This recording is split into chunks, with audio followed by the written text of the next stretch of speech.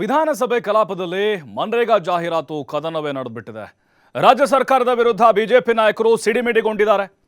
ಸರ್ಕಾರದ ಹಣದಲ್ಲಿ ಜಾಹೀರಾತು ನೀಡಿದ್ಯಾಕೆ ಅಂತ ಆಕ್ರೋಶ ಹೊರಹಾಕಿದ್ರು. ಯಾಕೆ ತಮ್ಮ ಪಾರ್ಟಿ ಹಣವನ್ನು ಬಳಸ್ಕೊಳ್ಬೋದಾಗಿತ್ತಲ್ವಾ? ಜನರ ತೆರಿಗೆ ದುಡ್ಡನ್ನು ಯಾಕೆ ತಾವು ಅಲ್ಲಿ ಹಾಕಿದ್ರಿ? ಸರ್ಕಾರದ ವಿರುದ್ಧ ಸುನೀಲ್ ಕುಮಾರ್ ಹಾಗೆ ಯತ್ನಾಳ್ ಗರಂ ಆಗಿಬಿಟ್ರು. ಬಿಜೆಪಿ ಆರೋಪಗಳಿಗೆ ಕಾಂಗ್ರೆಸ್ನ ಸದಸ್ಯರು ಕೂಡ ತಿರುಗೇಟನ್ನು ಕೊಟ್ಟರು. ನೀವು ಗಾಂಧೀಜಿ ಹೆಸರನ್ನೇ ತೆಗೆದಂಥವ್ರು, ನಿಮಗೆ ಯಾವ ನೈತಿಕತೆ ಇದೆ ಹೇಳಿ? ಪ್ರಿಯಾಂಕ್ ಖರ್ಗೆ ಈ ರೀತಿಯಾಗಿ ತಿರುಗೇಟು ಕೊಟ್ಟರು. ಯಾವ ಕಾನೂನು ರಾಜ್ಯದ ಹಿತಾಸಕ್ತಿಗೆ ವಿರುದ್ಧ ಇದ್ದಾಗ ಆಗ ರಾಜ್ಯಕ್ಕೆ ವಿರೋಧ ಮಾಡುವಂಥ ಹಕ್ಕಿದೆ. ಹಿಂದೆ ಕೇಂದ್ರ ರೈತ ವಿರೋಧಿ ಕಾನೂನು ತರಲಿಲ್ವಾ? ಆಗ ಇಡೀ ದೇಶ ಅದರ ವಿರುದ್ಧ ಬೀಳಿಲ್ವೇ? ದಿನೇಶ್ ಗುಂಡೂರಾವ್ ಆಕ್ರೋಶವನ್ನು ಹೊರಹಾಕಿದ್ರು. ಸಚಿವರು ಇದಕ್ಕೆ ಜವಾಬ್ದಾರಿ ಒಂದು ನಿಮಿಷ. ಈಗ ಕೇಂದ್ರ ಸರ್ಕಾರದ ವಿರುದ್ಧ ರಾಜ್ಯ ಸರ್ಕಾರದ ಹಣ ದುರುಪಯೋಗ ಮಾಡಿಕೊಂಡು ಈ ರೀತಿ ಅಪಪ್ರಚಾರ ಮಾಡಿದ್ರೆ ಕೇಂದ್ರ ಮತ್ತು ರಾಜ್ಯದ ಒಂದು ಒಳ್ಳೆ ಬಾಂಧವ್ಯ ಹೆಂಗೆ ಉಳಿಲಿಕ್ಕೆ ಸಾಧ್ಯ ಇದೆ?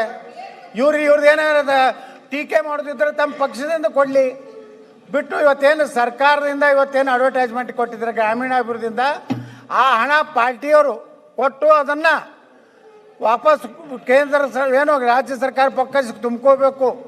ಇಲ್ಲಾಂದರೆ ಗ್ರಾಮೀಣಾಭಿವೃದ್ಧಿ ಸಚಿವರು ಇದಕ್ಕೆ ಜವಾಬ್ದಾರಿ ಅನ್ನೋಂಥದ್ದನ್ನು ತಾವು ಅವ್ರಿಗೆ ನಿರ್ದೇಶನ ಕೊಡ್ಬೇಕಂತ ನಾವು ವಿನಂತಿ ಮಾಡ್ಕೋತೀನಿ. ಮಾನ್ಯ ಅಧ್ಯಕ್ಷೆ, ನಾವು ಒಂದು ಒಕ್ಕೂಟದ ವ್ಯವಸ್ಥೆನಲ್ಲಿ ನಂಬಿಕೆ ಇಟ್ಟು ಕೆಲಸ ಮಾಡ್ತಾ ಇರೋಂಥವ್ರು.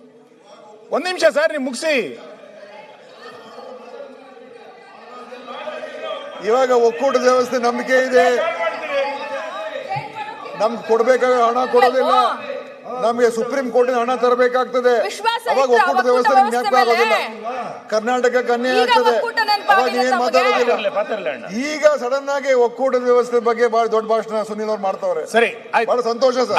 Very good, very good.